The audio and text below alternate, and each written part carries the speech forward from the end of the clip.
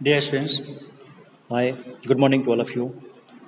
Once again, I am Rajiv Kumar in front of you regarding to discuss in the series of glossary. एक बार फिर हम इस ग्लॉसरीज के series में शब्दावलियों की सीरीज में बात करेंगे. We are going to discuss right now the chapter 8. The name of chapter 8 is a shirt in the market. बाजारों में कमीज. इसके ग्लॉसरीज के बारे में हम डिस्कस करेंगे और चर्चा करेंगे. The first is given here ginning mill. That means वैसा फैक्ट्री, वैसे मशीनरी, प्लांट्स जहाँ पे गाइनिंग मतलब होता है ओटाई. अब इसे समझेंगे हम. A factory where seeds are removed, मतलब वैसा फैक्ट्री जहाँ पे सीड्स होता है बीज, आर रिमूव्ड जिसे बीजों को निकाला जाता है. फ्रॉम कॉटन बॉल्स, जो उस कपास रुई के जो बॉल्स होते हैं उसमें से बीजों को अलग किया जाता है. The cotton is pressed into bales to be sent for spinning. यहाँ कर रहा है उसके बाद कॉटन को कताई के लिए. दैट मीन्स उसके कॉटन के गादे माने उस बीज को निकालने के बाद उस फर में जो गुच्छे के रूप में रुई बच जाएगा उसे उस मशीन पे चढ़ाया जाता है, भेजा जाता है कताई के लिए. जैसे कि हम चरखा का नाम जो आता था उसके माध्यम से हम जैसे धागे तैयार करते थे, उस रुई से सूती तैयार करते थे, उस प्रकार. Bales to be sent for spinning into thread, उसे धागा में परिवर्तित करने के लिए. तो यह काम उस गाइनिंग मिल के माध्यम से किया जाता है. सेकेंड, अब बात करेंगे एक्सपोर्टर का. अब ध्यान दीजिए, यहाँ जब हम बात करते हैं एक्सपोर्टर का, the perfect Hindi meaning of exporter is called as निर्यातकर्ता या निर्यातक, जो बेचने वाले. अब इसमें कैसे हुए? ए पर्सन हु सेल्स, व्यक्ति विशेष या कोई कंपनी का मालिक, कोई कंपनी से रिलेटेड पर्सन. हु सेल्स, या कोई इंडिविजुअल व्यक्ति जो एक बहुत समूह गुच्छों में कोई अगर बहुत बड़ी दुकान किया हुआ है. पर्सन हु सेल्स गुड्स, जो वस्तुओं को बेचता है अबाउट, भारी मात्रा में, विशाल संख्या में, ज़्यादा से ज़्यादा संख्या में वो अगर बिक्री करता है तो उसे हम निर्यातक कहते हैं, निर्यातकर्ता या निर्यातक.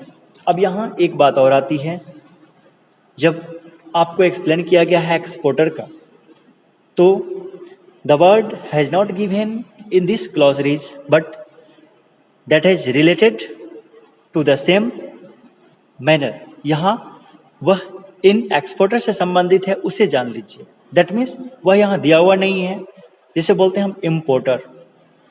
जब बात आती है एक्सपोर्टर और इम्पोर्टर की, तो एक्सपोर्टर निर्यातक, इम्पोर्टर आयातक.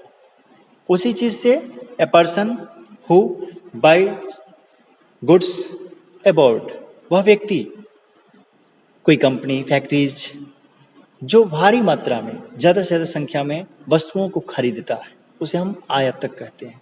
निर्यातक बेचने वाले, आयातक खरीदने वाले.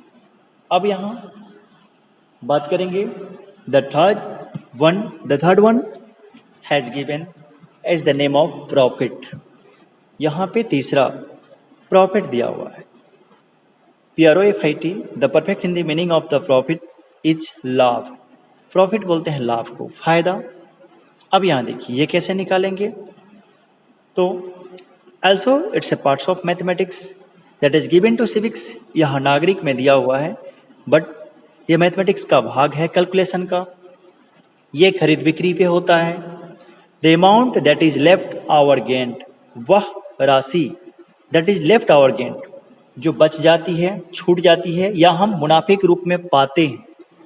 From earning after deducting all the costs, जो हमें आमदनी के रूप में होती है. After deducting all the costs, जो सारे वे सभी चीज़ काटने के बाद जो हमारी लागत है उस वस्तु को खरीदने में, जितना पैसा मैंने लगाया, हमने लगाया, उसमें मिसलेनियस खर्च, अगर एक्स्ट्रा रिपेयरिंग, ये सब कुछ भी ETC आएंगे मिसलेनियस में, वो सब उसमें ऐड होते हैं, वो सारे काटे जाते हैं.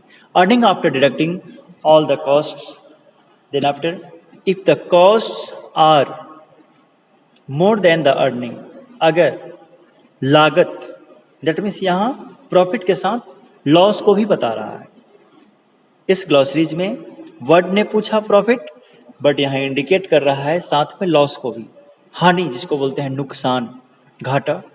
अब देखिए, अगर वही इफ द कॉस्ट्स आर, अगर लागत कितना हो, मोर देन द अर्निंग, मतलब जो आमदनी से ज़्यादा हो, आमदनी हो रहा है उससे ज़्यादा हमने लगाया या किसी ने लगाया खरीदने में, it would lead to a loss, तब यह नेतृत्व करता है हानि को।